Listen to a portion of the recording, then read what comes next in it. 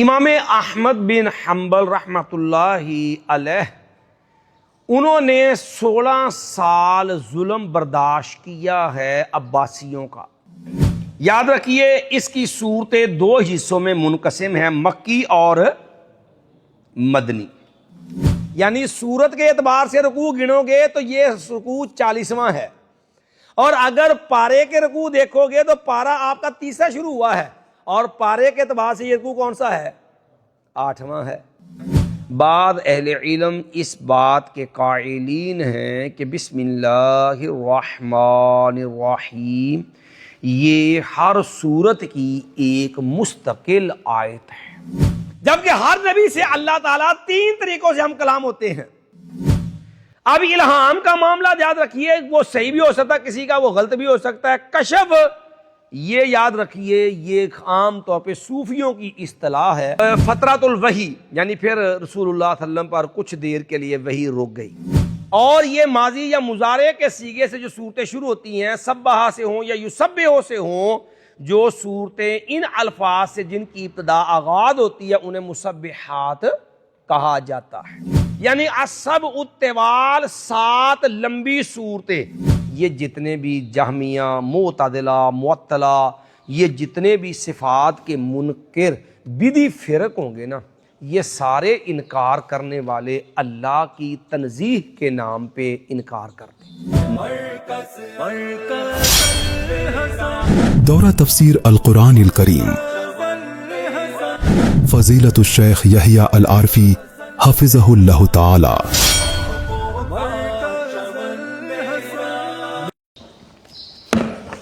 الحمدللہ وحدہ والصلاة والسلام علی من لا نبی بعد، اعوذ باللہ من الشیطان الرجیم۔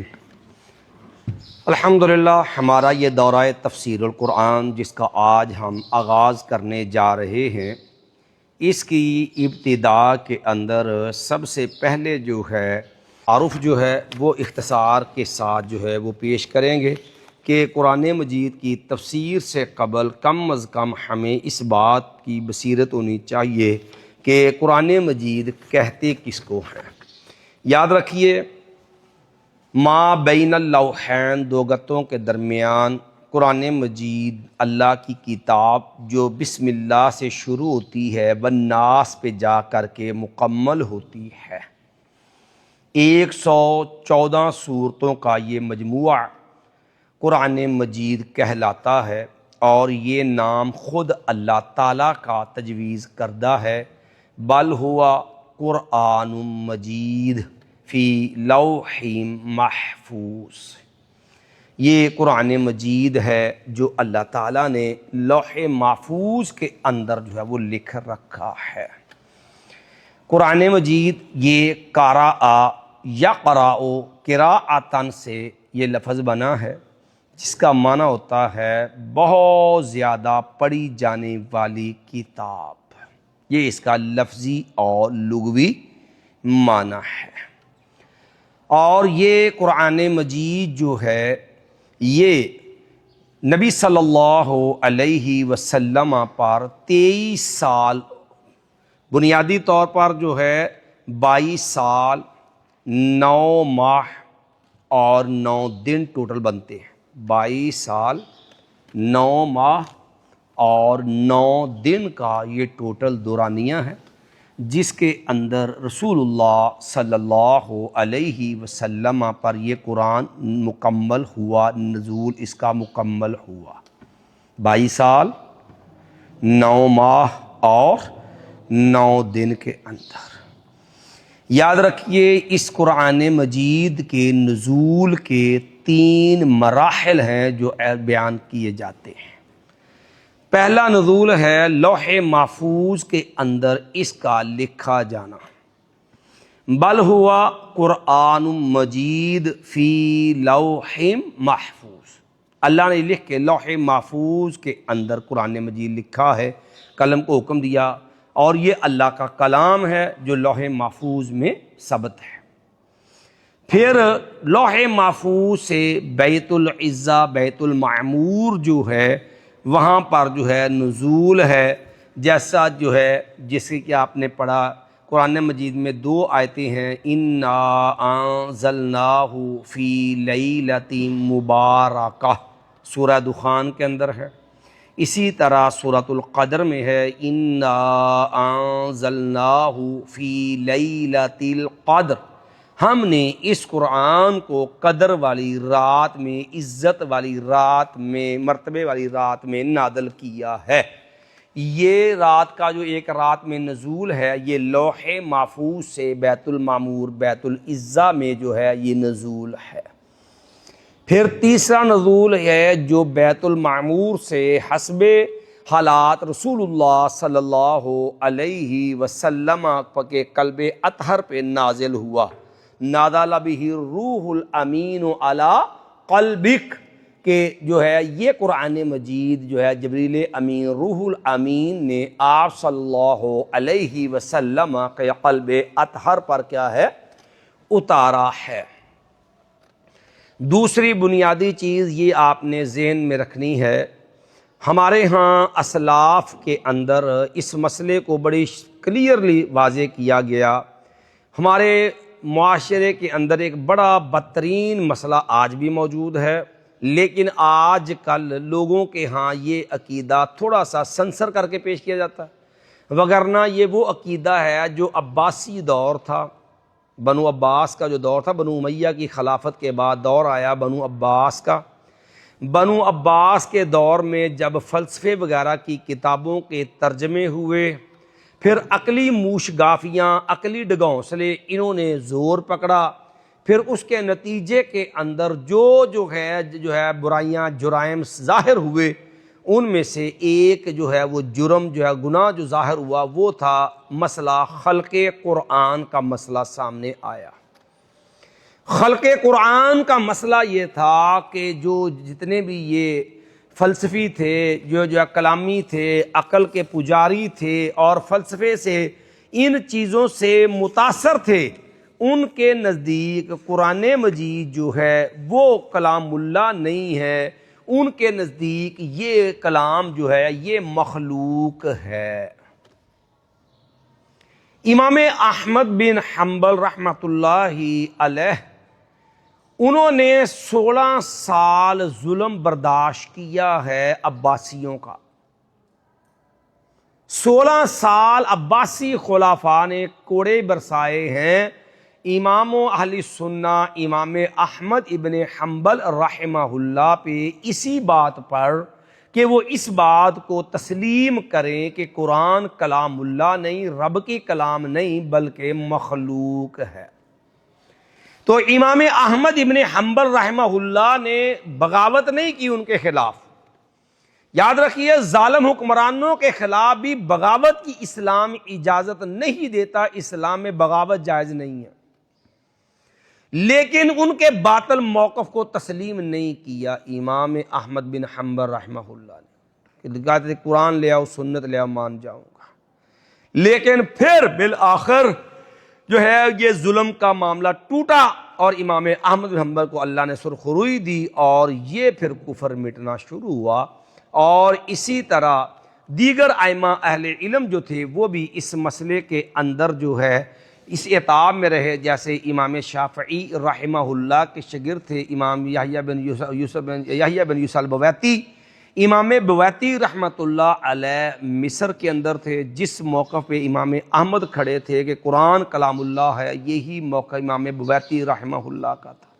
اور علم کے اندر، دین کی پختگی کے اندر، علم کے رسوخ کا عالم یہ تھا کہ امام بویتی رحمۃ اللہ علیہ وہ تھے جنہیں امام شافعی یہ فرمایا کرتے تھے کہ میری مسند کا اگر کوئی صحیح وارث اور حقدار ہے تو وہ میرا شاگرد بویتی رحمۃ اللہ علیہ ہے۔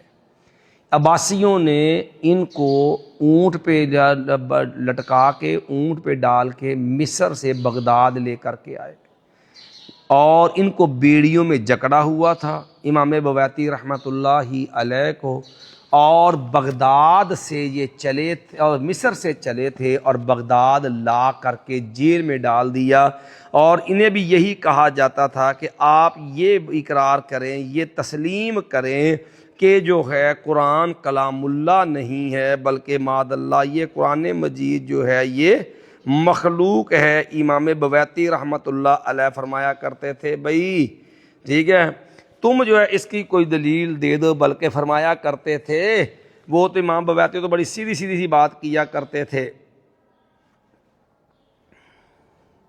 جو ان کا پورا نام نا یوسف بن یحییٰ البویتی تھا، یوسف بن یحییٰ البویتی تھا، اور یہ امام شافعی رحمہ اللہ کے ارشد تلامذہ میں سے تھے۔ اور انہوں نے پھر کہتے تھے کہ دیکھو اللہ نے تو قرآن میں کہا ہے انما امرہ اذا اراد شیئا ان یقول لہ کن فیکون۔ اب دیکھو کلمہ کن اللہ کا حکم ہے، یہ مخلوق نہیں ہے جو پیدا کرتا ہے۔ جب کلمہ کن جو ہے اگر یہ بھی مخلوق ہے تو پھر جو فیکون ہے جو پیدا ہوا ہے، پھر خالق اور مخلوق کا فرق کا نکال کے دو، بتاؤ پھر خالق کون ہے؟ بات سمجھ آئی ہے؟ وہ کہتے ہیں کلمہ کن یہ اللہ کا جو ہے کلام ہے، اللہ کی صفت ہے، یہ خالق ہے، اور فیکون جو اس کے نتیجے میں چیز بنتی وہ مخلوق ہے۔ اگر جو ہے کلام اللہ بھی مخلوق ہے تو پھر بتاؤ خالق کون ہے؟ اور اسی طرح امام احمد بن حنبل رحمہ اللہ بھی یہ بات دلیل کے ساتھ لوگوں کے سامنے رکھا کرتے تھے، لوگوں دیکھو الا لہ الخلق والامر، لوگوں مخلوق بھی رب کے لیے اور قانون حکم بھی کس کا چلے گا؟ ٹھیک ہے جی، تو دیکھو یہ دو چیزیں ہیں، ایک الخلق ہے اور ایک مخلوق ہے اور ایک امر ہے، یہ دو الگ الگ چیزیں ہیں، یہ ایک چیز نہیں ہے۔ اسی لیے امام سفیان بن عیینہ بھی فرمایا کرتے تھے اتا امر اللہ، یعنی خلق سے مراد کیا ہو گیا پھر؟ مخلوقات، اور امر سے مراد کیا ہے؟ قرآن مجید، اللہ کا کلام۔ ٹھیک ہے جی، اسی طرح اللہ رب العالمین نے اپنے قرآن کو کلام اللہ قرار دیتے ہوئے یہ بات کہی ہے، مَا يَقُلْ ان الہدیٰ ھدی اللہ، بے شک اصل ہدایت، حقیقی ہدایت اللہ تعالی کی طرف سے دی گئی ہدایت ہے، اللہ کی ہدایت ہی ہے۔ وَلَئِنِ اتَّبَعْتَ أَهْوَاءَهُمْ، اور اگر آپ ان کی خواہشات کی پیروی کریں گے، بعد الذی جاءک من العلم، بعد اس کے کہ آپ کے پاس علم آ گیا۔ اب علم کیا ہے؟ اب دیکھیے یہ علم جو ہے یہ اللہ کا کلام ہے، یہ قرآن ہے، یہ شریعت اور وحی ہے، اللہ کا کلام ہے جو رب نے حکم دیا، جو رب نے پیغام دیا ہے۔ اب علم جو ہے، اللہ اکبر، امام احمد بن حنبل رحمۃ اللہ، یعنی اگر یہ کہا جائے بھی علم بھی مخلوق ہے، ٹھیک ہے، اب اگر علم کو مخلوق کہو گے تو اس کا مطلب کیا ہوا؟ جب تک اللہ نے علم پیدا نہیں کیا تھا تو معاذ اللہ جاہل تھا۔ اگر علم بھی بعد الذی جاءک من العلم، اب علم کیا ہے؟ یہ اللہ کا کلام ہے، اور اگر علم کو بھی مخلوق کہو گے تو اس کا مطلب ہوا جب تک اللہ نے علم پیدا نہیں کیا معاذ اللہ پھر اللہ بھی علم سے عاری تھا، یہ تو سیدھا سیدھا کفر ہے۔ تو اس لیے یہ علم کا جو ہے بعد الذی جاءک من العلم، یہ علم جو ہے یہ اللہ کے کلام کا، قرآن کے کلام اللہ ہونے کی دلیل ہے۔ اسی لیے امام احمد حنبل سے پوچھا گیا نا کہ آپ کو کس چیز نے اس بات پہ کھڑا کیا ہے کہ قرآن جو ہے وہ کلام اللہ ہے، مخلوق نہیں ہے؟ تو امام احمد بن حنبل رحمۃ اللہ علیہ نے سورہ آل عمران کی یہ آیت پڑھی، فرمایا کہ اللہ نے قرآن میں کہا ہے فَمَنْ حَاجَّكَ فِيهِ مِنْ بَعْدِ مَا جَاءَكَ مِنَ الْعِلْمِ، جو انسان آپ سے جھگڑا کرتا ہے جبکہ آپ کے پاس علم آ گیا ہے، تو معنی لگے اگر علم کو مخلوق، جو قرآن کو مخلوق کہتا ہے وہ کافر ہے، کیونکہ علم اللہ کی صفت ہے اور اللہ کی صفت مخلوق نہیں ہوتی۔ بات سمجھے؟ تو اس لیے یہ چیز جو ہے جس طرح اللہ کی ذات کو بقا اور دوام ہے، جس طرح اللہ کی ذات کو بقا اور دوام ہے، اسی طرح اللہ کی صفات جو ہیں ان کو بھی بقا اور دوام ہے، کیونکہ مخلوق جو ہے وہ کیا ہے، فنا ہو جائے گی، آخر ایک نہ ایک دن ختم ہو جانا ہے۔ لِكُلُّ مَنْ عَلَيْهَا فَانٍ وَيَبْقَى وَجْهُ رَبِّكَ ذُو الْجَلَالِ لیکن اللہ کی ذات جو ہے اس کو بقا اور دوام ہے، تو جس طرح اللہ کی ذات کو بقا اور دوام ہے، اسی طرح اللہ کی صفات بھی دائمی اور ابدی ہیں۔ اب اس کی دلیل دیکھ لیجئے، اللہ رب العالمین نے قرآن مجید میں قُل لَوْ كَانَ الْبَحْرُ مِدَادًا لِكَلِمَاتِ رَبِّي، اگر جو ہے سمندر تیرے جو ہے میرے رب کے کلمات، اگر سمندر جو ہے وہ سیاہیاں بن جائیں میرے رب کے کلمات کے لیے، لَنَفِدَ الْبَحْرُ قَبْلَ أَن تَنفَدَ كَلِمَاتُ رَبِّي، تو یاد رکھیے یہ جو سمندر ہیں جو ہے یہ ختم ہو جائیں گے رب کے کلمات سے پہلے۔ اللہ کے کلمات ختم نہیں ہوں گے، جس طرح رب کو دوام ہے اس طرح رب کے کلمات کو بھی کیا ہے، جیسے اللہ نے پھر دوسرے مقام پر فرمایا وَلَوْ جِئْنَا مِثْلِهِ مَدَدًا، اسی طرح اللہ سے لقمان فرمایا نا لَوْ أَنَّمَا فِي الْأَرْضِ مِنْ شَجَرَةٍ أَقْلَامٌ وَالْبَحْرُ يَمُدُّهُ مِنْ بَعْدِهِ سَبْعَةُ أَبْحُرٍ ما نفیدت کلمات اللہ، مایا اگر جو ہے سارے درخت جو کلمے بن جائیں اور سمندر اس کی سیاہیاں بن جائیں، وہ جو ہے والبحر یمدہ اور من بعدہ سبعۃ ابحر، اور ان سمندروں کے بعد مزید 7 سمندر اس کی سیاہیاں بن جائیں، ما نفیدت کلمات اللہ، اللہ کے کلمات تب بھی ختم نہیں ہو سکتے، جس طرح ذات الہی جو ہے وہ دائم ہم اس کو بقا دوام ہے، اسی طرح اللہ کی کلام، اللہ کی صفت کلمات الہیہ جو ہے اس کو بھی دوام اور بقا ہے۔ اللہ اکبر۔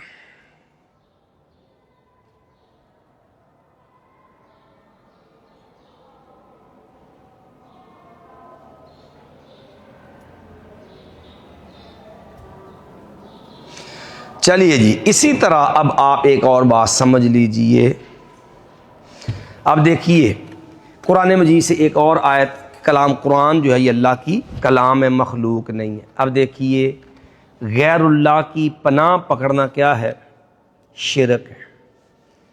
وَأَنَّهُ رِجَالٌ مِّنَ الْإِنسِ يَعُوذُونَ بِرِجَالٍ مِّنَ الْجِنِّ فَزَادُوهُمْ رَهَقًا، یہ مشرک لوگوں کا وتیرہ تھا کہ انسان جنوں کی جو ہے وہ پناہ پکڑتے تھے۔ اسلام کے اندر استعاذہ بھی عبادت ہے۔ استعاذہ بھی کیا ہے، استعاذہ یستعیذ استعاذتاً، اس کا معنی ہوتا ہے پناہ پکڑنا۔ یہ مستعاذ جو ہے وہ صرف مستعاذ صرف اللہ کی ذات ہے جس کی پناہ لی جائے گی۔ اب دیکھیے جس طرح غیر اللہ کی قسم اٹھانا حرام ہے، اسی طرح غیر اللہ کی ما فوق الاسباب پناہ لینا بھی شرک ہے۔ لیکن اللہ نے قرآن میں کہا اعوذ باللہ من الشیطان الرجیم قل اعوذ برب الناس ملک الناس الہ الناس من شر الوسواس، اپنا کس کی طلب کروائی رب نے، تعوذ جو ہے نبی کا تعوذوا باللہ من اربعین، ٹھیک ہے جی، چاہے تو اللہ کی پناہ مانگو۔ اب اللہ کے کلمات اگر مخلوق ہوں تو پھر اللہ کے کلمات کی پناہ لینی بھی جائز نہیں، لیکن نبی دعا سکھائی کہ جو بندہ کی جب اترو تو 3 بار یہ دعا پڑھ لے، اعوذ بکلمات اللہ التامات من شر ما خلق لم تضرہ شیء حتی ذہب۔ اور کوئی بندہ کی جگہ پہ اترتا ہے، ٹھہرتا ہے، تو وہاں وہ ٹھہرے پڑاؤ کرے تو 3 بار یہ دعا پڑھ لے، اعوذ بکلمات اللہ التامات من شر ما خلق. تو اب دیکھو پناہ کس کی پکڑی, کس چیز کی پکڑی ہے؟ بکلمات اللہ, اللہ کے.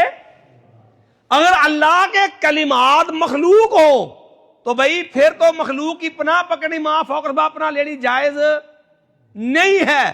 تو یہ دعا, یہ نبی کا فرمان صحیح مسلم میں جو ہے, یہ بھی دلیل ہے کہ کلمات اللہ اللہ کی صفت ہے.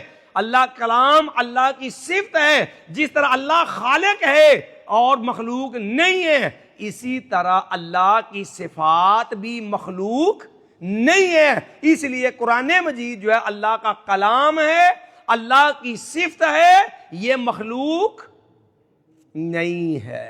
یہ مسئلہ ہم نے اس لیے آپ کو سمجھانا مناسب اور ضروری سمجھا.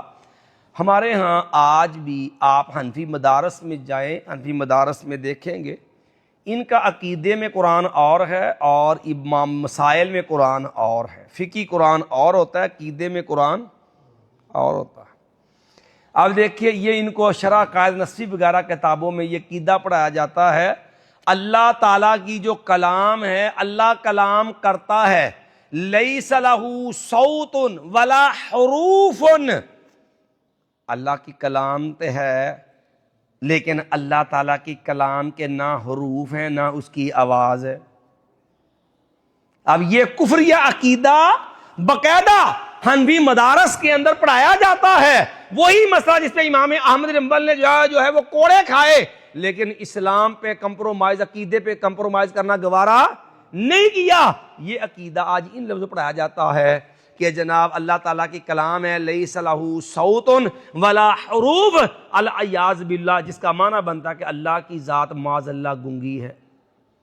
حالانکہ اگر اللہ کی آواز کے الفاظ ہی نہیں ہیں, اللہ کی کلام کے الفاظ نہیں ہیں اور اس کی آواز حروف نہیں ہیں, تو آپ بتلائیے اللہ تعالیٰ کلام کرتا ہے کلم اللہ موسیٰ تکلیما, اور اسی طرح اللہ کا فرشتوں کے ساتھ ہم کلام ہونا, اللہ تعالیٰ کا موسیٰ علیہ السلام سے ہم کلام ہونا, انبیاء سے باتیں کرنا, پھر اس ساری چیزوں کا کیا آئے گا؟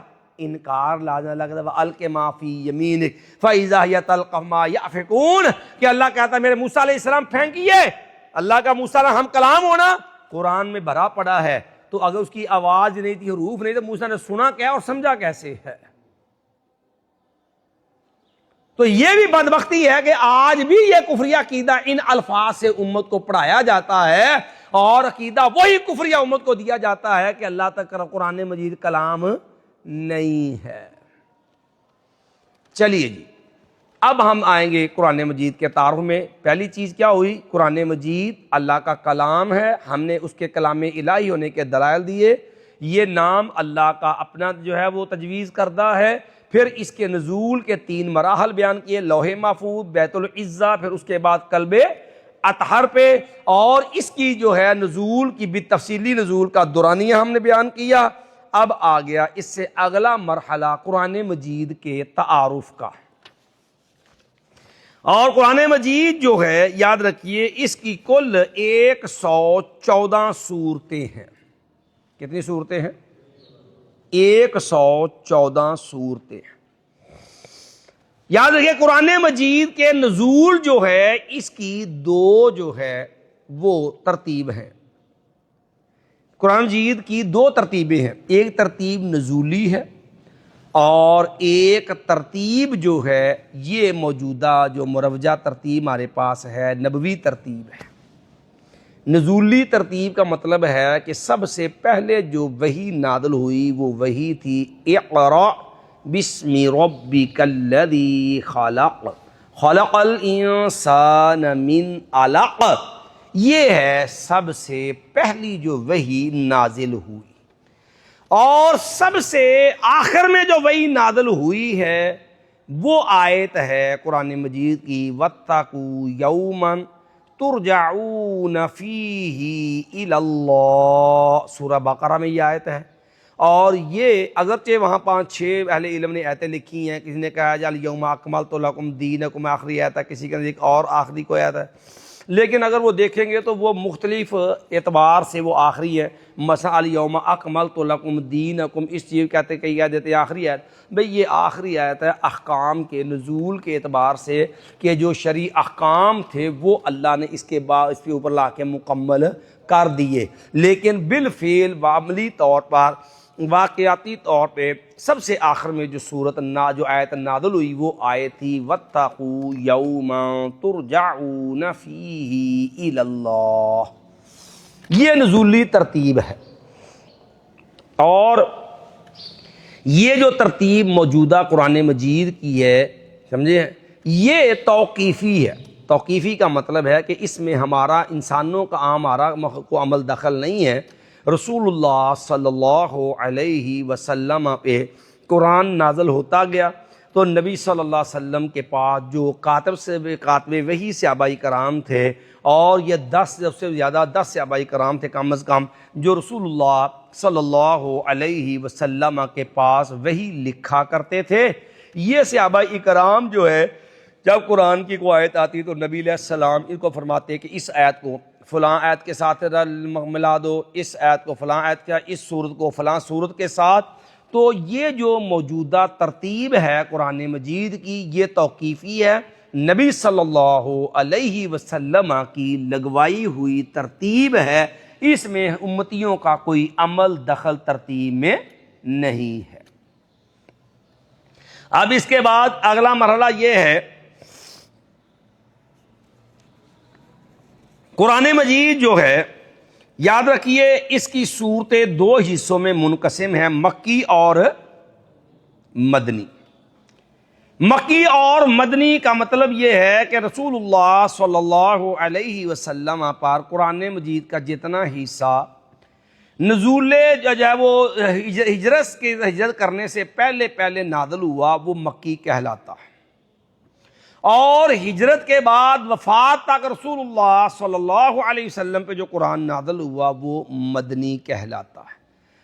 وہ خاص شہر مکہ شہر مدینہ میں ہو یا اطراف و مضافات کے اندر ہو، جو ہجرت سے پہلے قرآن نازل ہوا وہ کیا ہے مکی، اور جو بعد میں نازل ہوا وہ کیا ہے مدنی. اور قرآن مجید کی زیادہ صورتیں جو ہیں وہ مکی ہیں.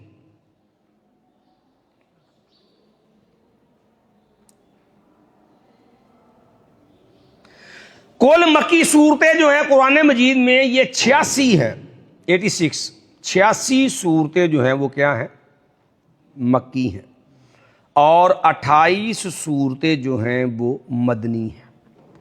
یہ جو 86 اور 28 صورتیں ہیں مکی اور مدنی، ان میں سے جو ہے مکی صورتیں جو ہیں ان میں سے 4 صورتوں میں اختلاف ہے کہ یہ مکی ہے یا مدنی ہے. یہ فرق آپ کو سو نظر آئے گا جس وقت آپ قرآن مجید کے اوپر جو لکھا ہوتا ہے نا سورۃ مکیۃ یا فلاں یا سورۃ الرعد مکیۃ یا مدنیت، آپ کھولیں گے تو وہاں آپ دیکھیں گے بعض قرآن مجید بعض مصحف جو ہوں گے نا، ایک سورت کے بارے میں اس پہ مکی لکھا ہوگا، دوسری کے اس پہ بعد کے اوپر کیا لکھا ہوگا مدنی. وہ بندہ الجھ جاندہ آ کی چکر چلا چھڑیا. اب کیا ہوگا، مثال کے طور پہ آپ قرآن مجید میں سورۃ الرعد لے لیں. اب سورہ الرعد جو ہے جب آپ اس کو دیکھیں گے تو بعد کے نزدیک یہ سورت مکی ہے اور بعد کے نزدیک کیا ہے مدنی ہے. اب بعض مصحف جو ہیں انہوں نے اس کے اوپر مکی لکھا ہوا ہے، بعض مصحف والوں نے کیا لکھا ہوا ہے. اب جب ہمیں اس بات کا علم ہوگا کہ 4 صورتیں ٹوٹل ہیں جن کے مکی ہونے میں اختلاف ہے، بعض اس کو مکی شمار کرتے ہیں بعض وہ کرتے ہیں مدنی شمار کرتے ہیں، اور اسی طرح جو ہے ٹوٹل مدنی صورتیں ہیں 28، ان میں سے 8 صورتیں جو ہیں ان کے مکی اور مدنی ہونے میں اختلاف ہے. تو خلاصہ کلام یہ ہوا کہ ٹوٹل 12 صورتیں ہیں جن کے مکی یا مدنی ہونے میں اختلاف ہے، جن کے مکی یا مدنی ہونے میں کیا ہے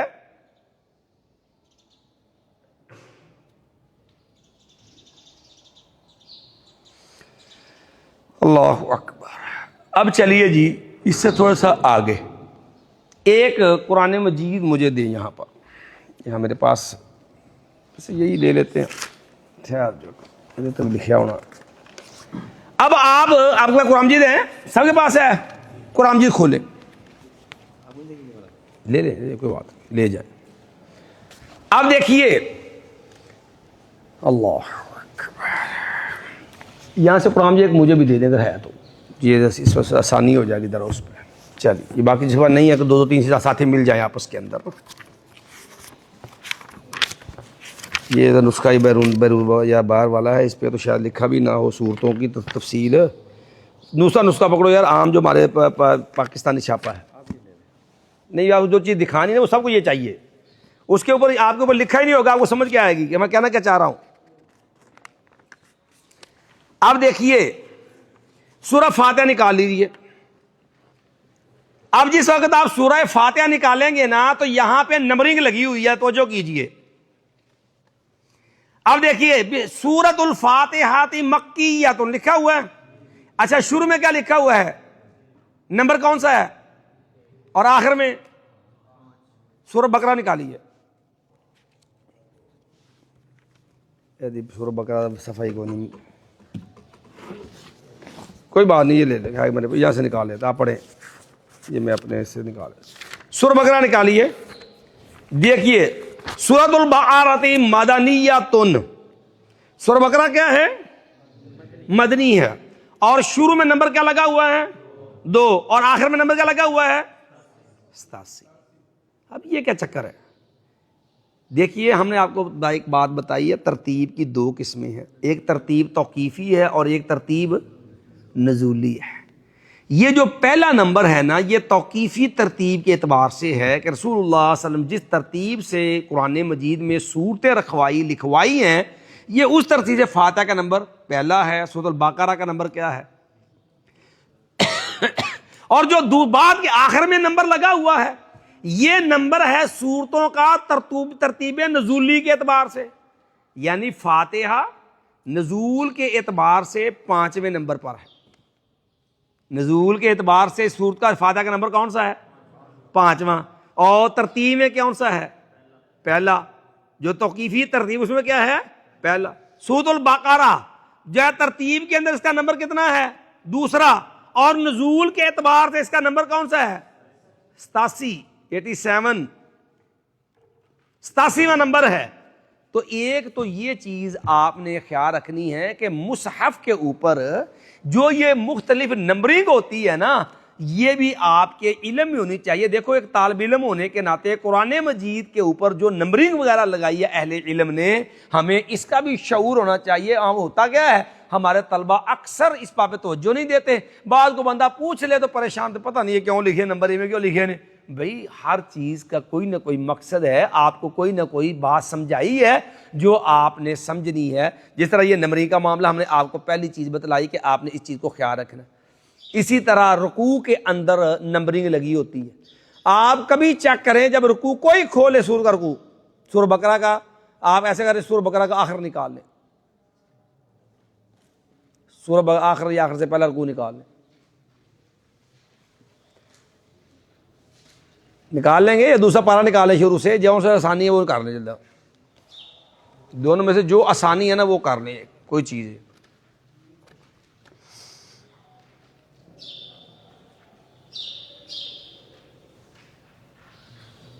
آخری رکوع نکال لیا.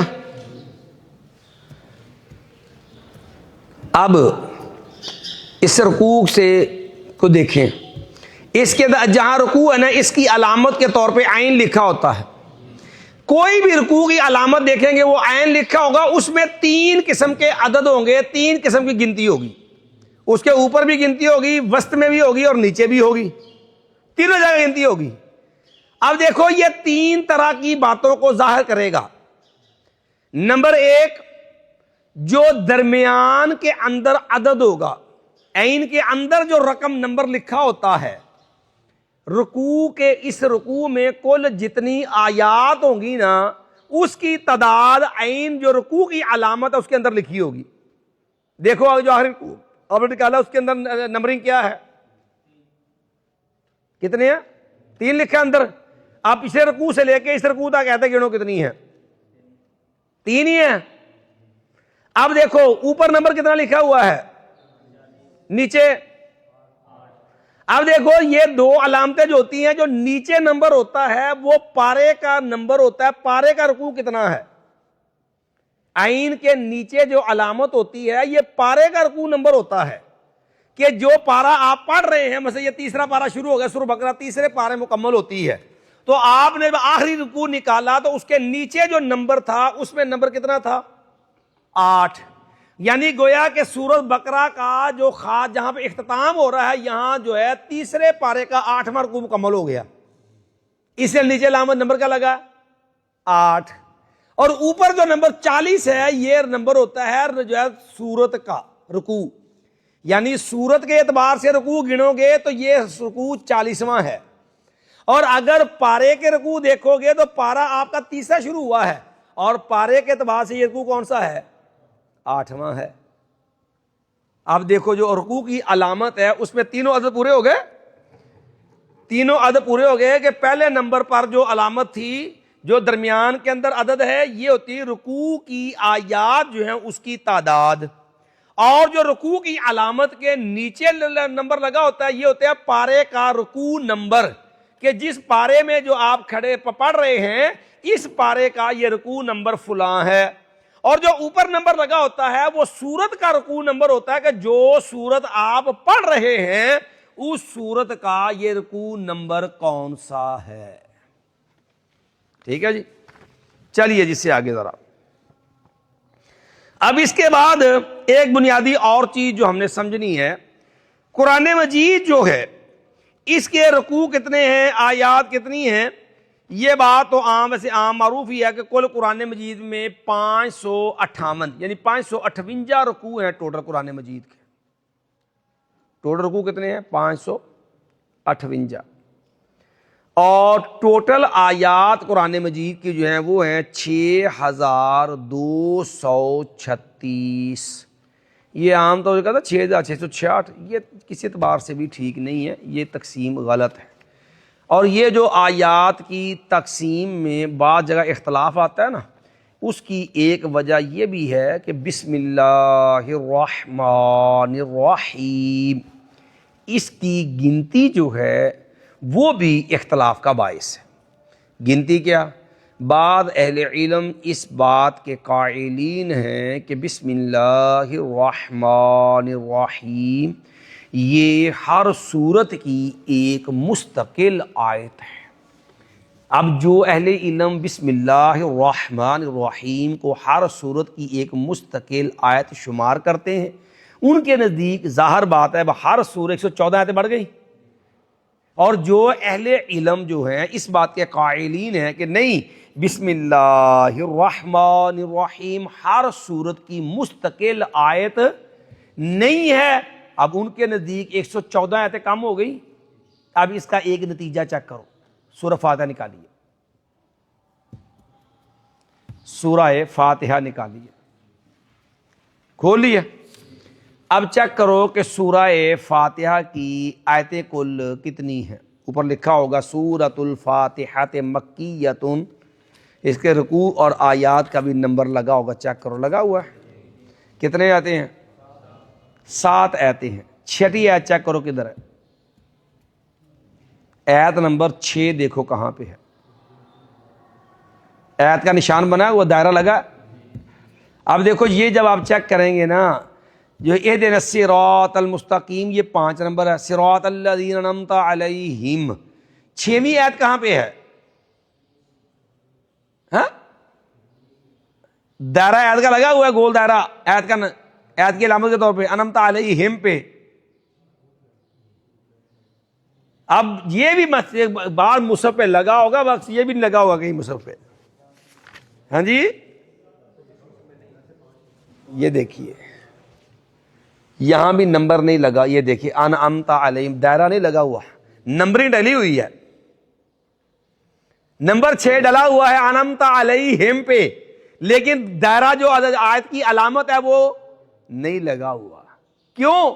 یہ اصل میں اسی اختلاف کا نتیجہ ہے کہ جو اہل علم جو ہے اس میں تو سب کا اتفاق ہے کہ فاتحہ کی آیتیں کتنی ہیں؟ 7.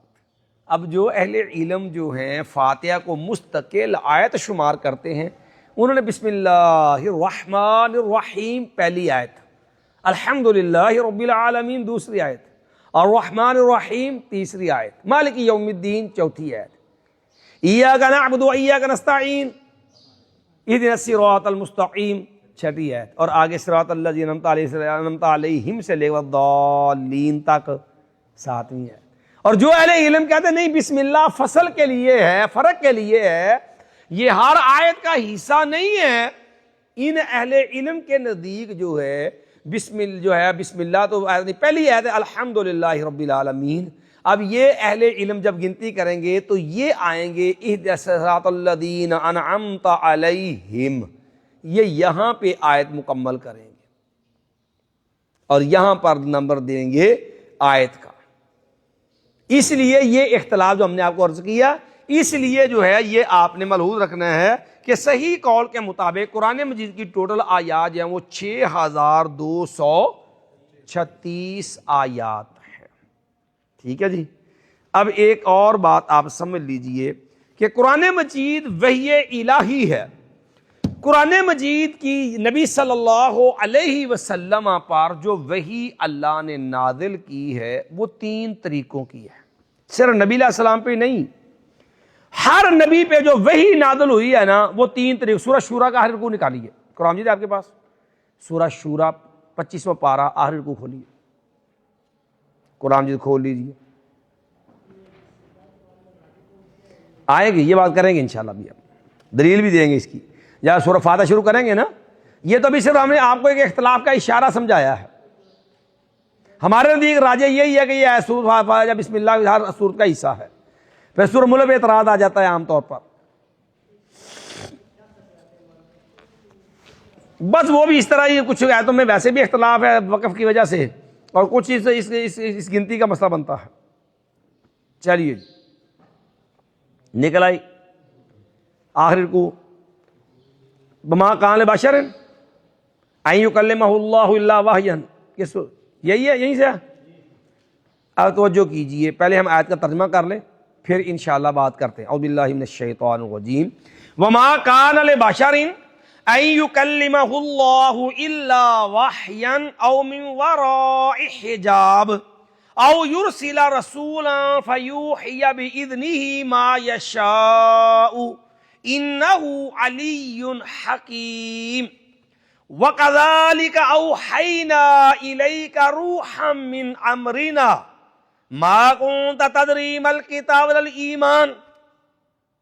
اب آ جائیے، وَمَا كَانَ لِبَشَرٍ، نہیں ہے لائق کسی بشر کے، أَن يُكَلِّمَهُ اللَّهُ کہ اللہ اس سے ہم کلام ہو، إِلَّا وَحْيًا مگر خفیہ طریقے سے، وحی کے ذریعے۔ لفظی معنی مخفی بات ہوتی ہے نا، وحی کا لفظی معنی ہوتا ہے پوشیدہ بات، مخفی بات، مگر وحی کے ساتھ۔ وما کان لبشر ان یکلمہ اللہ الا وحیا او من وراء حجاب، یا پھر اللہ کسی نبی سے ہم کلام ہوتے ہیں پس پردہ، بالمشابہ سامنے نہیں، کسی پردے کی اوڑ میں، او یرسل رسولا، یا پھر اللہ کوئی فرشتہ بھیج دے، پیغام دینے والا بھیج دیتا، قاصد بھیج دیتا۔ ہر نبی سے اللہ نے 3 طریقوں سے کلام کیا، یا خفیہ ذہن میں القاء کر دیا وحیاً، ٹھیک ہے جی، او من وراء حجاب، یا اللہ نے انبیاء سے جو کلام کیا وہ پس پردہ کلام تھا، او من وراء، یا پھر جو او یرسل رسولا، یا پھر اللہ نے وحی بھیجی فرشتے کے ذریعے۔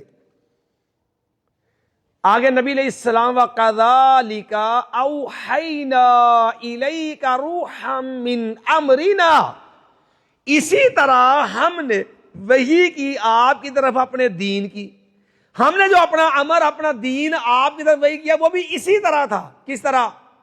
وحیاً او من وراء حجاب او یرسل رسولا۔ نبی علیہ السلام پہ وحی کتنے طریقوں سے آئی پھر، اور تمام انبیاء پہ وحی کے طریقے کتنے تھے؟ 3۔ اب ان 3 طریقوں میں سے ایک طریق ہے جس طریق پہ قرآن آیا ہے، قرآن مجید اس وحی کی ایک صورت ہے، اور وہ ہے بدریہ جبریل، فرشتے کے ذریعے، جبریل کے ذریعے نازل بہ الروح الامین علی قلبک قل ما کان عدوا لجبریل فإنہ نزلہ علی قلبک۔ مایا کہ یہ یہودی کہتے ہیں کہ آپ کے بھائی کون لے کے آتا؟ جبریل لے کے آتا۔ تو میں نے یہ وہ تمہارا دشمن تھا۔ مایا قل ما کان عدوا لجبریل فإنہ نزلہ علی قلبک۔ تو مایا جبریل تو وہ ہے جو آپ کے قلب اطہر پر وحی لے کر کے آیا ہے۔ بات سمجھ آ گئی؟ تو اب باقی وحی کے دو طریقے کدھر ہیں؟ وحیاً او من ورائے حجاب۔ یہ چیز آپ کو فائدہ دیتی ہے کہ یہ جو لوگ عام طور پہ کہہ دیتے ہیں وہی صرف کتابی ہے جی، جتنے منہ کے حدیث ہوتے ہیں نا، وہ عام طور پہ ایک دھوکہ دیتے ہیں انہیں جی وہی صرف نبیوں کو کتاب ملی اور کوئی وہی نہیں ہے۔ وہ رسالت کے منصب کے حقیقت منکر ہوتے ہیں، حقیقت میں انبیاء کی تعلیمات کے منکر ہیں۔ کتاب کو من مرضی کا خود ساختہ معنی پہنانے کے لیے وہ دیگر وحی کا انکار کر دیتے ہیں۔ اب دیکھیں یہ ایک طریقہ ہے وحی کا، جس کے مطابق قرآن ہے، قرآن نے متعین کر دیا وہ معنی، اور یرسل رسول والا صورت ہے صرف۔ وحیاً من ورائے حجاب، یہ دونوں طریقے یہاں نہیں ہیں، جبکہ ہر نبی سے اللہ تعالیٰ تین طریقوں سے ہم کلام ہوتے ہیں۔ یہ قرآن کی بات ہے۔ اب یہاں پر جو بات سمجھنے والی ہے وہ یہ بات ہے کہ جس طرح قرآن مجید وحی ہے، اسی طرح رسول اللہ صلی اللہ علیہ وسلم کے جملہ احکامات، دین، آپ کی تبلیغ، معمولات، وہ سارے وہ بھی کیا ہے؟ وحی ہے۔ ٹھیک ہے جی۔ اب یہاں پر انشاءاللہ ایک چیز پھر انشاءاللہ ہم آپ کو کل وال کرائیں گے، ما ینطق عن الہوی ان ہوا الا وحی یوحی، کہ کہتے پھر جتی پائی وحی کے مطابق سی نبی سب کا پورے کا پورا وحی کے تابع ہوتا ہے۔ اب جو وحی رسول اللہ صلی اللہ علیہ وسلم پہ دین کی آتی رہی، اس کی مختلف صورتیں تھیں۔ ابتدا ہوئی نبی علیہ السلام کی اوپر وحی کی تو وہ کیا تھا؟ الرؤیا الصالحہ، نیک اچھی خوابیں وہ تھیں جو رسول اللہ صلی اللہ علیہ وسلم کو مبشرات جنہیں کہا گیا نا، 23 جو ہے 6 ماہ تک رسول اللہ صلی اللہ علیہ وسلم پہ جو وحی نازل ہوئی وہ خواب کی صورت تھی کہ جو کچھ آپ خواب میں دیکھتے بعین ہی وہی منظر صبح کو سامنے آ جاتا۔ سچی خوابیں جو تھیں، یہاں سے معاملہ شروع ہوا رسول اللہ صلی اللہ علیہ وسلم پر وحی کا، اور 6 ماہ اس میں یہ تھے۔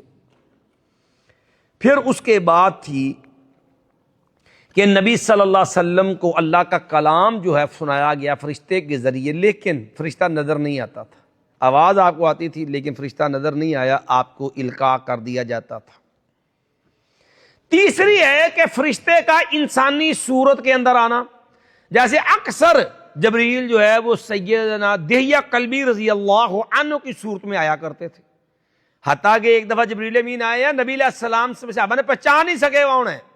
آپ نے مشہور حدیث پڑھی تھی جبریل کے نام سے، مشکات کے شروع میں پہلی بات ایسی ہوتی ہے کہ جو ہے ایک آدمی آیا جو ہے سواد شعرہ ابیض ثوبہ، بڑے سفید کپڑے، سیاہ رنگ کے بال، جو ہے بندہ تو ہمارے علاقے کا نہیں تھا، لیکن جو تھا وہ اس کے اوپر سفر کے اثر، لا یرا علیہ اثر السفر، کیونکہ وہ دور تھا گھوڑوں کا، وہ دور تھا ہاتھیوں کا، وہ دور تھا اونٹوں کا، تو وہاں بندہ زیادہ گرد آلود ہو جاتا ہے، گرد پڑتی ہے، لیکن بندہ جب مسافر تھا، اجنبی پردیسی تھا، لیکن سفر کے نشانات بھی نہیں تھے۔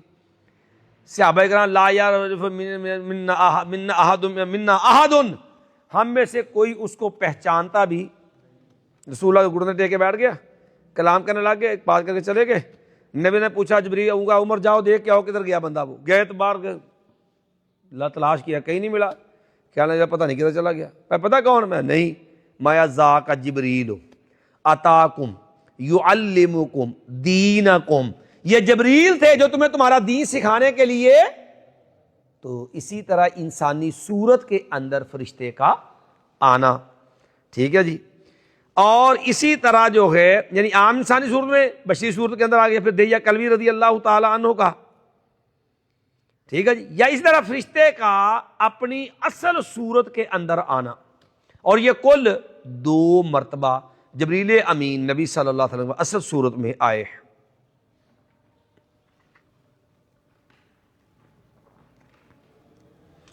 اور اسی طرح اللہ تعالیٰ کا بعض اوقات براہ راست نبی علیہ السلام سے ہم کلام ہوتا وہ پس پردہ ہے، جس طرح جو ہے وہ جب معراج کے موقع پہ بھی نبی صلی اللہ علیہ وسلم نے اللہ کو دیکھا نہیں ہے، لیکن کلام ہوا ہے کہ نبی صلی اللہ علیہ وسلم بار بار اللہ کے پاس جو ہے وہ آیات جو ہے وہ قرآن جو ہے نمازیں کم کروانے کے لیے، حتیٰ کہ آخری فلا یبدل القول لدی، یہ پیغام آ گیا، فیصلہ آ گیا۔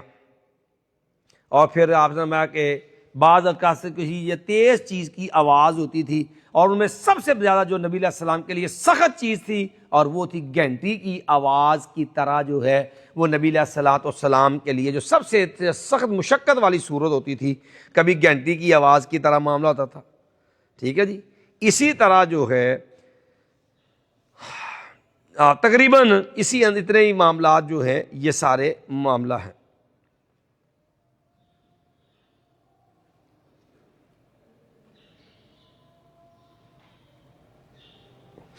اچھا جی، اب اگلا مسئلہ ہوتا ہے وحی، اور اس کے ساتھ کشف اور الہام کا ایک لفظ آپ نے سنا ہوگا۔ کشف ہوتا ہے بیداری کے عالم میں کوئی منظر دیکھنا، اور الہام ہوتا ہے ذہن میں کوئی چیز جو ہے وہ ڈال دیا جانا، کہ اللہ کسی کے دل میں کوئی خیر کی بات ڈال دے۔ اب الہام کا معاملہ یاد رکھیے وہ صحیح بھی ہو سکتا ہے کسی کا، وہ غلط بھی ہو سکتا ہے۔ کشف یہ یاد رکھیے یہ عام طور پہ صوفیوں کی اصطلاح ہے، اور یہ اس کے آڑ کے اندر بڑے بڑے عجیب و غریب دعوے بھی کرتے ہیں، لیکن یہ کوئی شرعی چیز نہیں ہے، سمجھے جی۔ سارا کچھ پردے اٹھ جاندے نے بندے دے اگوں، تو جناب جنت بھی کشف ہوتا ہے، تو سارا کچھ ہوتا ہے۔ تو یہ جو ساری جو ہیں یہ لوگوں کو بیوقوف بنانے والی چیزیں ہیں، جو ہے مختلف شیطان ان لوگوں کے ساتھ کھیلتا ہے۔ تو یاد رکھیے کشف ہو یا الہام ہو، یہ کسی کا بھی، نبی کی جو بعض الہام ہے وہ تو وہی ہوتا ہے، غیر نبی کا کشف الہام کوئی چیز بھی وہی نہیں ہوتی، نہ وہ دین شریعت کی اس کی تائید کرے تو وہ بات الگ ہے، ادروائز اس چیز کی کوئی شرعی حیثیت نہیں ہوا کرتی، سمجھے؟ فرق ہم نے بتا دیا کہ الہام کا ذہن میں کوئی چیز ڈال دینا، کشف ہوتا ہے بیداری کے عالم کے اندر آدمی کو کوئی چیز کیا لے کے دور کی چیز نظر آنا، ٹھیک ہے۔ اللہ قادر جو چیز دکھا دے، اس ناممکنات میں سے تو نہیں ہوتی یہ چیزیں، لیکن عام طور پہ صوفیہ کے ہاں اس کے باقاعدہ تجربات اور پھر اس کے لیے اعمال، ان چیزوں کو سیکھنے کے یہ شیطانی گر اور طریقے ہیں جس کے ساتھ شیطانی لوگ سے کھیلتا ہے، اور پھر یہ مختلف قسم کی ہذیان بکتے ہیں یہ لوگ صوفیہ اکثر جو ہیں۔ چلیے جی، اب مسئلہ آ گیا کہ سب سے پہلے اور آخر میں نازل ہونے والی صورتیں کون کون سی۔ پہلے تو ہم نے آیات کی بات کی تھی نا، کہ سب سے پہلی آیت نازل ہوئی تھی اقرأ بسم ربک الذی خلق، اور سب سے آخری آیت تھی واتقوا یوما ترجعون فیہ الی اللہ۔ سب سے پہلے جو صورت ہے وہ تو ہم نے اب اسے یہ بات واضح ہو گئی اقرأ بسم ربک الذی خلق سے، کہ سورۃ العلق جو ہے یہ سب سے پہلے جو ہے وہ نازل ہونے والی صورت ہے، جس کی 4 یا 5 آیتیں جو ہیں یہ سب سے پہلے نازل ہوئی ہیں، ٹھیک ہے جی۔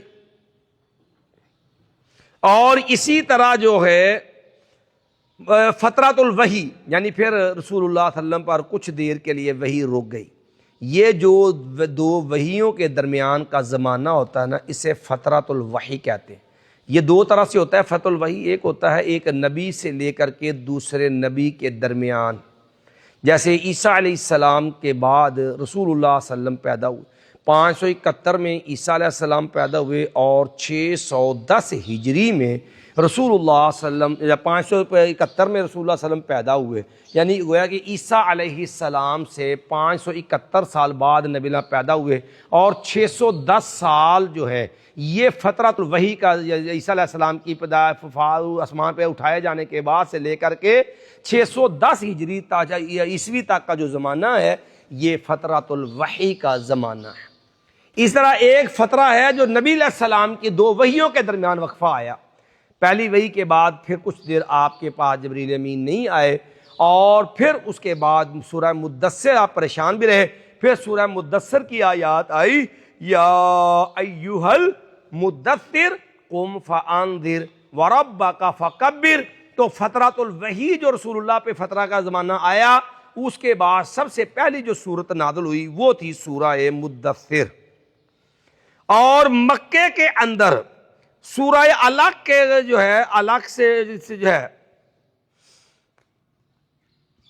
سورہ علق پہلی صورت تھی، اور مکے کے اندر جو سب سے آخری صورت نازل ہوئی ہے نا وہ جو ہے سورہ المؤمنون ہے، یا بعض اہل علم کے نزدیک سورہ العنکبوت ہے مکی صورتیں۔ بعض اہل علم کے نزدیک مکی دور میں سب سے آخر میں جو صورت نازل ہوئی، بعض اہل علم کے نزدیک سورہ المؤمنون ہے، اور بعض کے نزدیک جو ہے یہ سورہ العنکبوت ہے۔ اور اسی طرح جو مدنی صورتیں ہیں، مدینہ میں جو ہے سورت جو نازل ہوئی ہے سب سے پہلے وہ سورہ مطففین ہے، ٹھیک ہے جی، اور اسی طرح یا بعض کے نزدیک سورہ بقرہ جو ہے وہ ابتداء میں نازل ہوئی ہے، سورہ بقرہ کچھ ہے تو بالکل آخر میں جا کے نازل ہوئی ہے نا، ٹھیک ہے، ابتداء میں کچھ زیادہ حصہ اس کا نازل ہوا ہے۔ اور مدینے میں سب سے آخر میں جو صورت نازل ہوئی ہے وہ سورہ النصر جو ہے وہ نازل ہوئی ہے، اذا جاء نصر اللہ والفتح، یہ آخر میں سب سے آخر میں نازل ہونے والی صورت ہے۔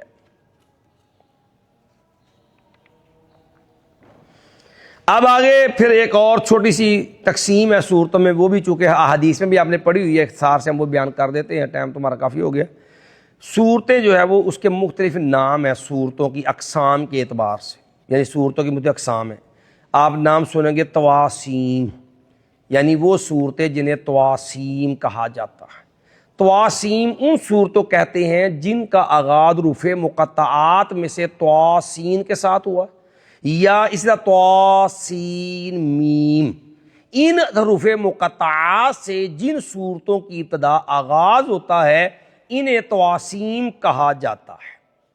اسی طرح پھر دوسری صورتیں ہیں جنہیں حوامیم کہا جاتا ہے۔ حوامیم، حوامیم ان صورتوں کہتے ہیں جو حامیم سے شروع ہوتی ہیں۔ اور اسی طرح مسبحات، سبح یسبح تسبیح، مسبحات، یہ جو ہے قرآن مجید کی صورتیں کچھ ماضی کے صیغے سے سبح للہ، ٹھیک ہے جی، کچھ یسبح، اور یہ ماضی یا مضارع کے صیغے سے جو صورتیں شروع ہوتی ہیں سبح سے ہوں یا یسبح سے ہوں، جو صورتیں ان الفاظ سے جن کی ابتدا آغاز ہوتی ہے انہیں مسبحات کہا جاتا ہے۔ پھر اس کے بعد ہوتا ہے کہ العتاق الاول، کہ قرآن مجید کا عتاق اول کون سا ہے، یعنی 5 صورتیں قرآن مجید کی وہ ہیں جنہیں العتاق الاول کہا جاتا ہے، سمجھے؟ اور یہ 5 صورتیں ٹوٹل، سورہ بنی اسرائیل، سورہ الکہف، سورہ مریم، سورہ طٰہٰ اور سورۃ الانبیاء، ٹھیک ہے جی۔ ویسے عام طور پر جو احادیث میں آپ تقسیم پڑھیں گے نا، احادیث میں جو تقسیم آتی ہے اس میں آتا ہے السبع الطوال، المعین، ٹھیک ہے، المثانی، یہ جو تقسیم ہے اس کو بھی سمجھ لے۔ السبع الطوال، سبع کہتے ہیں 7 کو، طوال کہتے ہیں لمبی کو، یعنی السبع الطوال 7 لمبی صورتیں، یعنی سورۃ البقرہ، سورہ آل عمران، سورہ النساء، سورہ المائدہ، سورہ الانعام، اور اس طرح سورہ الاعراف اور سورہ جو ہے انفال توبہ۔ یہ جو ہے فاتحہ کے بعد جو 7 لمبی صورتیں مسلسل کہہ لینا، ان کو کہتا ہے السبع الطوال۔ پھر اس کے بعد معین، یعنی 7 طوال کے علاوہ جو 7 لمبی صورتیں نا، یار یہ بھی 100 سے زیادہ ہیں، ان کے ان 7 صورتوں کے علاوہ جو صورتیں 100 آیات یا 100 سے کچھ کچھ زائد آیات والی ہیں نا، ان صورتوں کو کہا جاتا ہے المعین۔ 100 یا 100 سے زیادہ آیتوں والی جو صورتیں ہیں انہیں کہا جاتا ہے المعین، ٹھیک ہے جی۔ پھر تیسری قسم ہوتی ہے المثانی، جیسے اللہ نے قرآن کہ وَلَقَدْ آتَيْنَاكَ سَبْعًا مِّنَ الْمَثَانِي وَالْقُرْآنَ الْعَظِيمَ، ہم نے آپ کو 7 مثانی عطا کی۔ اب مثانی کے 2 معنی ہیں، ایک تو اس کا معنی ہوتا ہے مقرر صورت، یعنی جس کا نزول 2 بار ہو، ثانی 2 بار، جس کا جیسے سورہ فاتحہ کے بارے میں کہتے ہیں کہ 7 مثانی، اس لیے کہا جاتا ہے کہ اس کا نزول مقرر ہے، ٹھیک ہے. دوسرا معنی مثانی کا جو ہوتا ہے وہ ہے کہ وہ آیات یہ معین کے مقابلے کے معین جو ہے اس کے میا سے بنا نا اس کے مقابل میں یہ مثانی استعمال ہوتا ہے, یعنی وہ صورتیں جن کی تعداد جو ہے وہ 100 سے کم ہوتی ہیں, وہ قرآن مجید کی صورتیں جن کی تعداد 100 سے کم ہوتی ہیں.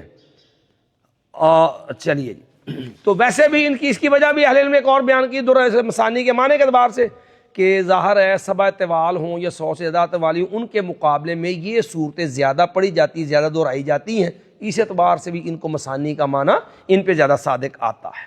پھر اس کے بعد آتی ہے مفصلات. ایک تقسیم یہ ہوتی ہے یعنی طوال مفصل, اوساط مفصل, قصار مفصل. یعنی مفصلات کے اعتبار سے بھی قرآن مجید کی تقسیم جو ہے وہ 3 حصوں میں یا صورتوں کی تقسیم 3 حصوں میں ہے.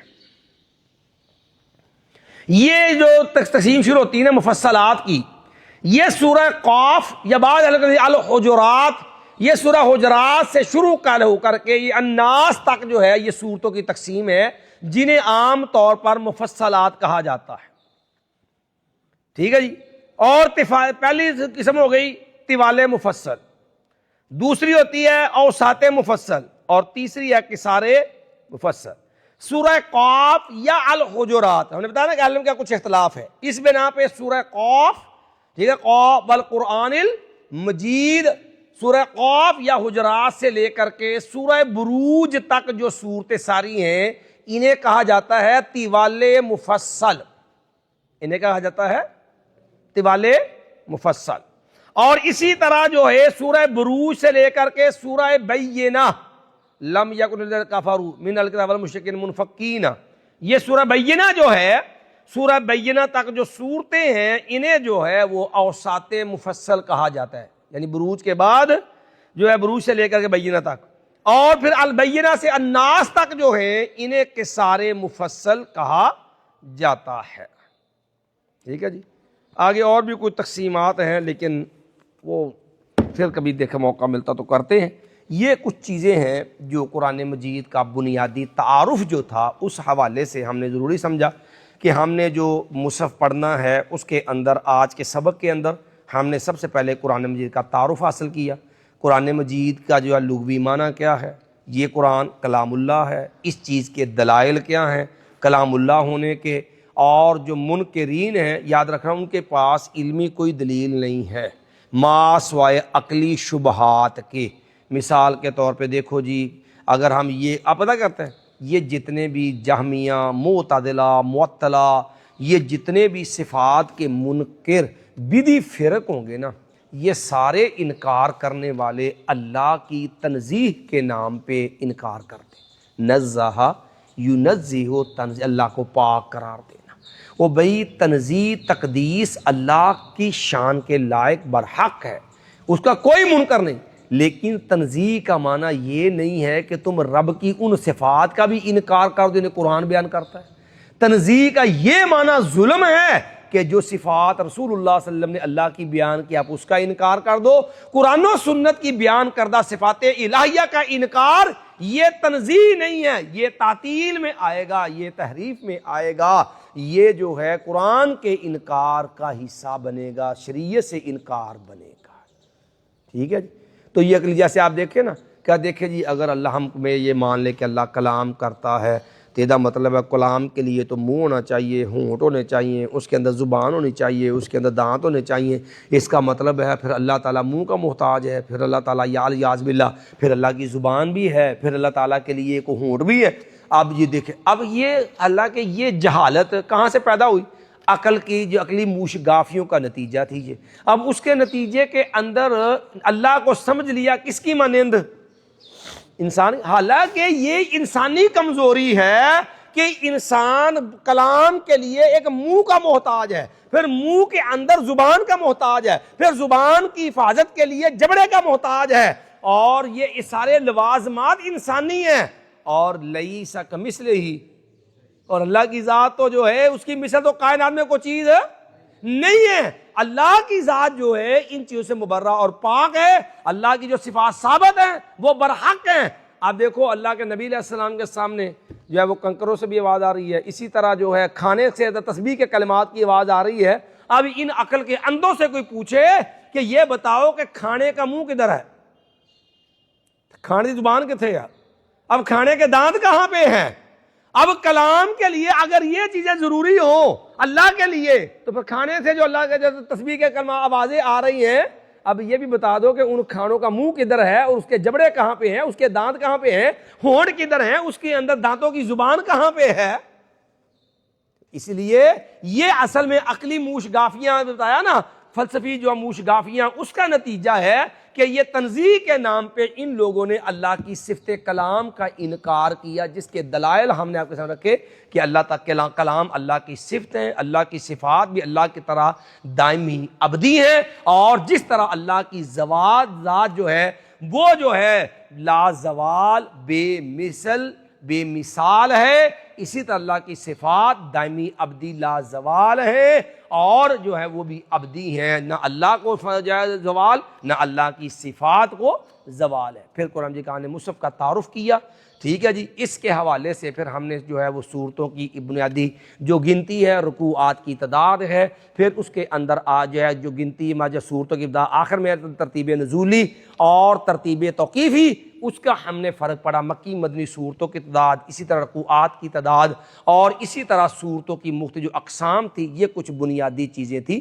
جو ہم نے آپ کے گوش گزار کی، اس لیے کہ قرآن مجید کا موٹا موٹا بنیادی تعارف ہمیں حاصل ہونا چاہیے، کیونکہ پھر انشاءاللہ کل ہم جو ہے کچھ جو ہے تفسیر کے حوالے سے باتیں کریں گے، اور پھر جو ہے بدعی تفاسیر جو لوگ تفسیر بالرائے کے مرتکب ہیں، ہم انشاءاللہ اس کے کچھ نمونے مثالیں آپ کو سمجھائیں گے، اور پھر اسی طرح جو ہمارے ہاں تفسیریں کچھ رائج ہیں لوگوں میں ہیں، لیکن ان میں جو ہے وہ کفریات اور بدترین بدعی نظریات سے لبریز ہیں، وہ ان کی نشاندہی کر کے دیں گے، تاکہ جو ہے ہمیں بصیرت ہو کہ قرآن کے نام پہ، تفسیر قرآن کے نام پہ کیا کچھ ظلم بپا ہے، تاکہ ہم جیسے سیرت کا منہج کیا ہونا چاہیے اور سیرت کا صحیح اصول کیا ہے، یہ بنیادی چیزیں انشاءاللہ ہم کل ذکر کریں گے۔ اللہ سے دعا ہے اللہ قرآن جی کو سمجھنے کی اپنی اصلاح کی میں توفیق دے۔ ایک چھوٹی سی گزارش آخر میں ہم نے آپ سے کرنی ہے کہ آپ نے ایک دعا زبانی یاد کرنی۔ یہ قرآن دیکھیے اللہ کے نبی علیہ السلام کا فرمان ہے، اقرأوا القرآن، جو ہے قرآن پڑھا کرو، فَإِنَّهُ يَأْتِي يَوْمَ الْقِيَامَةِ شَفِيعًا لِأَصْحَابِهِ، قیامت والے قرآن سفارشی بن کے آئے گا۔ نبی علیہ وسلم نے کہا القرآن حجت لک او علیک، یہ قرآن یا آپ کے حق میں دلیل ہوگا یا آپ کے خلاف دلیل ہوگا۔ قرآن جی میں بھی اللہ نے یہ بات کہی ہے کہ جو ہے وہ یقول وقال الرسول یا رب ان قوم اتخذوا هذا القرآن مہجورا، نبی علیہ السلام بھی کہیں گے کہ یا اللہ یہ میری قوم کو قرآن کو چھوڑ دیا تھا۔ قرآن سے ایک مستقل تعلق ہونا چاہیے، یہ ہمارا قرآن کی تلاوت کا تعلق بھی قرآن سے ہونا چاہیے، قرآن مجید ہماری زندگی کا مستقل حصہ ہونا چاہیے، رات کے قیام کے اندر قرآن پڑھنے کا اہتمام، جو حفاظ نہیں ہے فارغ وقت ضائع کرنے کی بجائے آپ کے پاس یہ وقت ہے، آپ قرآن مجید کو زبانی یاد کریں، جو ہے اگر جو ہے تجوید آپ کی نہیں صحیح، آپ نے نہیں پڑھا، کسی اچھے قاری صاحب کے پاس یہاں کچھ وقت دے کے آپ اس سے فائدہ اٹھا کے اپنا تلفظ وغیرہ اس کو بہتر بنائیں، اور کچھ صورتیں جو ممکن ہو جتنا یاد کرنا وہ یاد کریں، اور پھر رمضان آئے گا تو ہم نے بالخصوص اپنا اضافی قرآن مجید تلاوت کا جو رات کا قیام وہ رکھنا حصہ، اور اس کے لیے جہاں ہم نے کوشش کرنی ہے وہاں ہم نے کچھ دعا جو ہے اس کا التزام کرنا ہے، بالخصوص قرآن کا۔ نبی علیہ السلام نے فرمایا یہ دعا ایسی ہے جو میں آپ کو بتانے لگا ہوں، نبی نے فرمایا یہ ایسی شاندار دعا ہے کہ اس کو پڑھ کے بندہ رب سے جو بھی مانگتا ہے اللہ عطا کر دیتا ہے، اللہ اپنے بندے کی دعا کبھی رد نہیں کرتا۔ مسند احمد میں یہ حدیث رسول اللہ صلی اللہ علیہ وسلم نے یہ دعا سکھائی ہے، اللہم انی عبدک وابن عبدک وابن امتک ناصیتی بیدک ماض فی حکمک عدل فی قضاؤک اسألک بکل اسم هو لک سمیت به نفسک او انزلتہ فی کتابک او علمتہ احدا من خلقک او استأثرت به فی علم الغیب عندک ان تجعل القرآن ربیع قلبی ونور صدری وجلاء حزنی وذہاب ہمی۔ اللہ میں تیرا بندہ ہوں، تیرے بندے کا بیٹا ہوں، تیری بندی کا بیٹا ہوں، ناصیتی بیدک، میری پیشانی تیرے ہاتھ میں ہے، ماضٍ فی حکمک، اللہ میرے اوپر تیرا فیصلہ ہی چلتا ہے، عدل فی قضاؤک، اللہ تیرا ہر فیصلہ میرے بارے میں انصاف پہ مبنی ہے، ماضٍ عدل فی قضاؤک، اسألک بکل اسم ھو لک، اللہ تیرے ہر اس نام کے واسطے تو اسے مانگتا جو تو نے اپنے لیے نام پسند کیا، او انزلتہ فی کتابک، یا اللہ جو تیرے نام قرآن میں آئے ہیں اللہ ان کے ناموں کا واسطہ دے کے مانگتا، او علمتہ احدا من خلقک، اللہ مخلوق میں جس کو تو نے کوئی نام سکھائے ان ناموں کا واسطہ دے کے مانگتا ہوں، اب استأثرت بہ فی علم الغیب عندک، اللہ جو نام تو نے اپنے پاس محفوظ کر لیا اپنے نام میں ان ناموں کا واسطہ دے کے تجھ سے مانگتا ہوں، اور سوال کیا ہے، ان تجعل القرآن ربیع قلبی، اللہ اس قرآن کو میرے دل کی بہار بنا دے، ان تجعل القرآن ربیع قلبی ونور صدری، میرے سینے کا نور بنا دے، وجلاء حزنی، اور میرے ظاہری جو غم پریشانیاں تکلیفیں غم ہیں ان کو دور کرنے والا بنا، ختم کرنے والا بنا دے، وذھاب ہمی، اور میری اندرونی پریشانیاں ٹینشنیں جو ہے یا اللہ ان کو بھی دور کرنے والا اس قرآن کو تو بنا دے۔ اس لیے یہ دعا، یہ خاص کر یہ دعا، اور دوسری دعا اللہم فقہنی فی الدین وعلمنی التأویل، نبی نے عبداللہ بن عباس کو دعا سکھائی تھی، آپ نے دعا کی تھی اللہم فقہہ فی الدین وعلمہ التأویل، اللہ عبداللہ کو دین کا جو ہے فقیہ عالم بنا دے، گہرا فہم رکھنے والا عالم بنا دے، اور قرآن کی تفسیر کا علم عطا فرما۔ تو اس دعا کو آپ اپنے لیے بھی پڑھیں، اللہم فقہنی فی الدین وعلمنی التأویل، یا اللہ مجھے دین میں جو ہے وہ گہری بصیرت عطا فرما دے، اور اللہ مجھے قرآن کی تفسیر کا علم عطا فرما دے۔ کوشش بھی کرنی ہے اور ساتھ اللہ سے دعا کا اہتمام بھی کرنا ہے، انشاءاللہ اللہ رب العالمین جو ہے وہ علم کے دروازے بھی ہمارے لیے کھولے گا، اور ہمارا ذہن جو ہے انشاءاللہ اس میں بھی وسعت اور برکت پیدا فرما دے گا۔ سبحان بحمدک، اشہد ان لا الہ الا انت، استغفرک و اتوب الیک۔